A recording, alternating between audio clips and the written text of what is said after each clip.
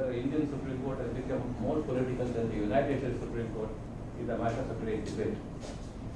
And it must be so. As I keep talking to students and then in courtroom dialogues, we are always talking about the Lakshman Rekha, the separation of powers and so on and so forth.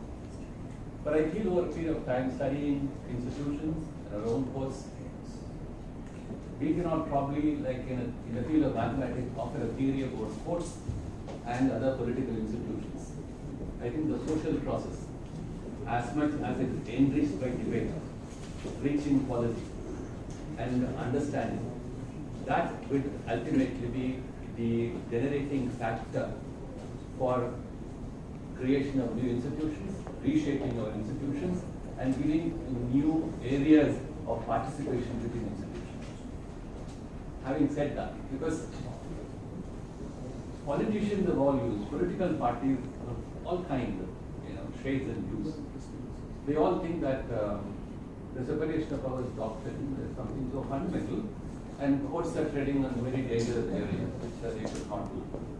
It is being talked about in Parliament, public speeches, ministers keep talking about it.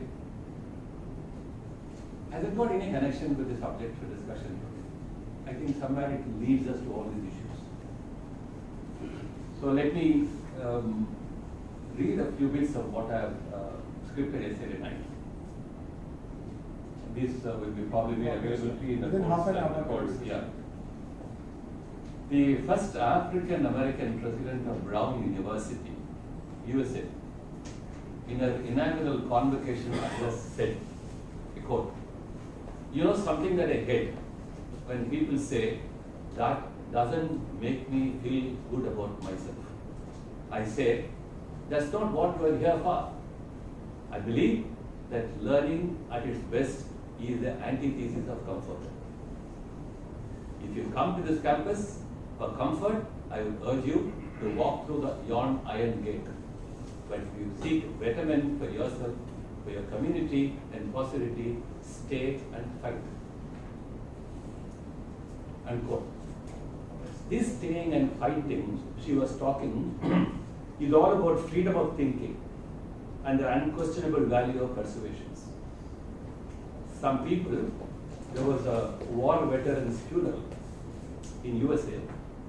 Some people protested and engaged in extremely hurtful and offensive speech, namely picketing outside the funerals of war veterans, conveying hateful views about military personnel, Catholics, the Pope, and persons with different sexual orientations. The US Supreme Court will uphold the rights of the picketeers said, I quote, "Speech is powerful. It can stir people to action, move them to tears of both joy and sorrow, and, as it did here, inflict great pain. We cannot react to this pain by punishing the speaker. As a nation, we have chosen a different course to protect even hurtful speech on public issues to ensure that we do not stifle public debate." Yet another US court made this point.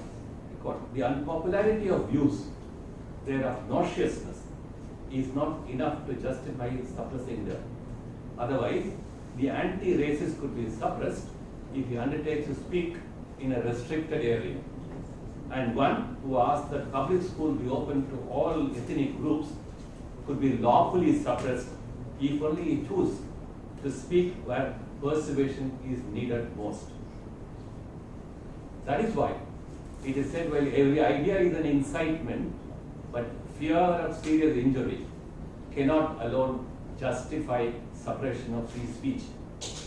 Speech which is uncomfortable, disturbing, or fear, or otherwise unpalatable, or victims ever being scanned for censorship, and even virulent counter-hate speech. No dimension of human life can remain away from these issues. Art, culture, music, literature, political ideas, administration of justice, constitutional articulations, and balancing rights are worthy of being practiced precisely because only a free mind contributes to the richness and quality of all these matters. When Tagore wrote about the mind without fear, he was echoing these great universal values. But then why are we engaged perennially in favor of free speech? No part of human history is free from the blemishes of censorship, oppression, and the denial of free minds and free speeches. No religion, perhaps, can possibly claim that they have never been on the dock. Persecutions of those who are disfavored constitute a great part of the darker side of human history. It's precisely because that no claim to truth on any aspect can be final or infallible, people by constant questioning desire that infallibility of our truths get reduced. The claim that violence, both public and private, has decreased in contemporary times seems to be questionable. Freedoms for all, and freedoms which can give us all the strength and capabilities to live in equality, dignity, and peace, are still unrealized goals. Human creativity, culture, and art, whether those invaluable element dimensions of life, flourish when innovations and free thoughts are not only respected and regarded, but are zealously protected. The baser elements of the human mind are the lurking enemies of freedoms. Then we have the problems of religion, language, race, caste, gender differences, which are those identities deeply lodged in our minds. While those identities may not die or disappear, the challenge is to keep freedoms alive by taming the identities. Every part of the world today, for some reason or the other, is in need of taming several villains ready to launch offenses and attacks on freedoms. We may say that free speech and the right to be creative or the rights to be different are the backbones of freedoms. But then what are the boundaries of free speech?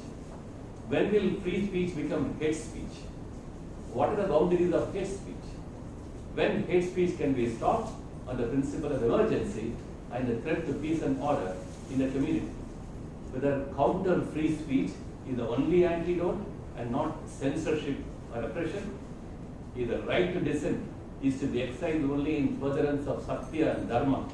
What is the role of law, persuasion, or public and private coercions?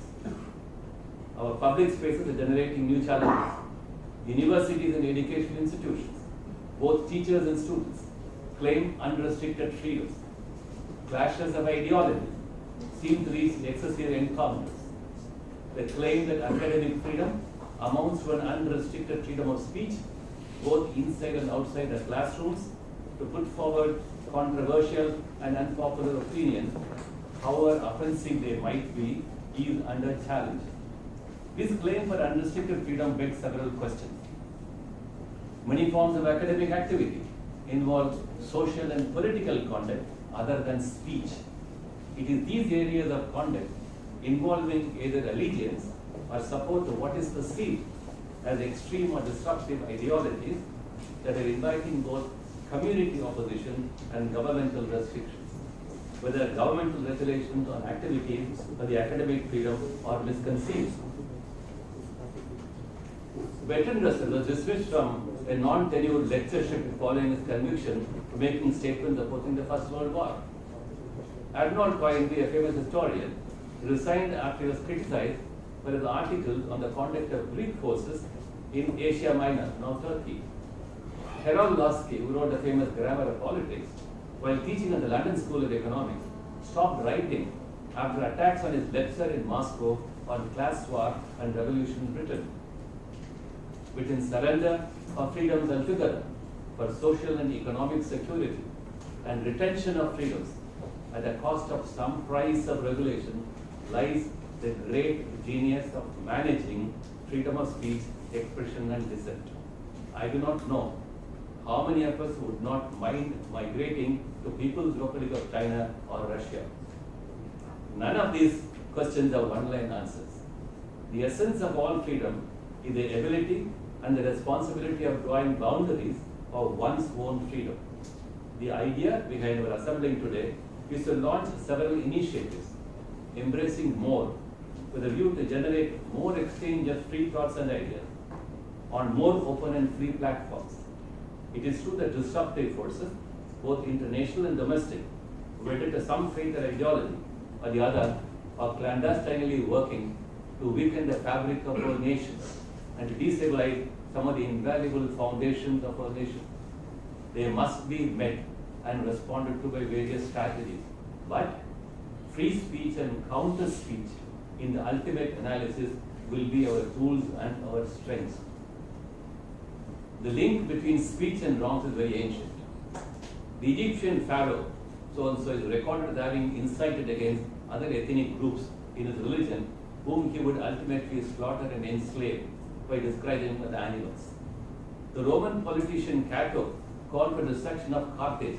Following the exhortations, Carthage was destroyed, with approximately 150,000 out of 2 lakhs Carthaginians massacred by the Romans. Probably the Romans covered the ruins of Carthage with salt to prevent anything from ever growing. The survivors, of whom 25,000 were women, were sold into slavery. In the 19th century, King Leopold of Belgium used Christian missionaries to subjugate the people of Congo.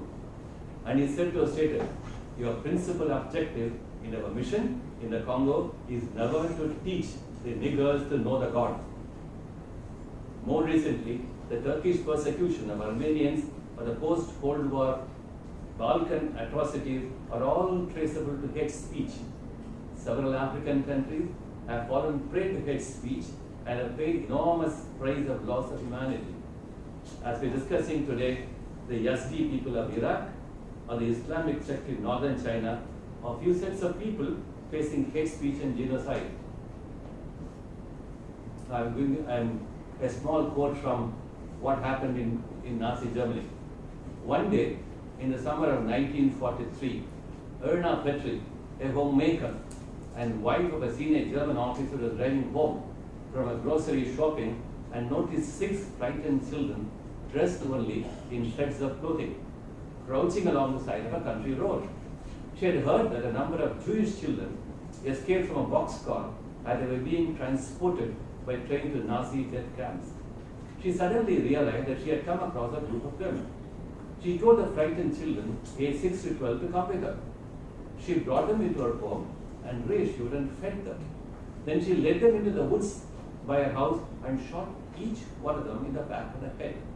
Years later, when the German mother of 2 was asked how she could have committed such a heinous act, she replied, I am unable to grasp at this time how in those days that I was in such a state as to conduct myself so brutally and reprehensibly, shooting Jewish children.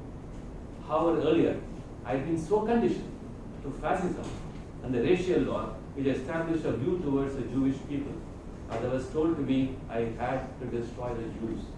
It was from this mindset that I came to commit such a brutal act. This small beginning today by HRDI is an ambitious in its vision, but humble in its appeal. The strength lies in generating the disciplined dimensions of free speech and in persuading people to see strength in disciplined persuasion, which is what Satya and Dharma are about. I conclude. Thank you for being here today. I hope we have Thank you, sir. Thank you for illuminating us and elaborating on the topic and setting the context so well. As you rightly said, that courts are generating ideas and processes which are to be included in the political processes, going beyond sometimes the jurisdiction, whereas what is the need is debate in society, enriching society through exchange of ideas and thoughts, free thinking, questioning, free speech, which is not to be stifled.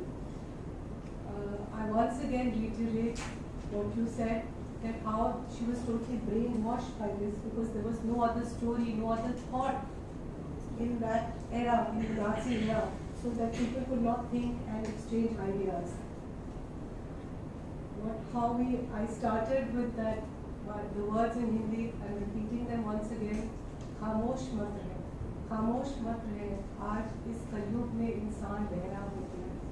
खामोश मत रहे, इस कलयुग में इंसान बहरा हो गया है, बोल की लब आज़ाद हो गई। So, thank you once again. And now on to our first specialist and brilliant academic. I would like to welcome Mr. Professor N.P. Singh, Constitutional Law Expert. And for this purpose, I request Ms. Anjali Verma to come and give him a floral welcome. Our young students, it's very heartening to know that they are involved in this venture and they are indulging in free thinking and exchange of ideas, so that's how they can form their opinion.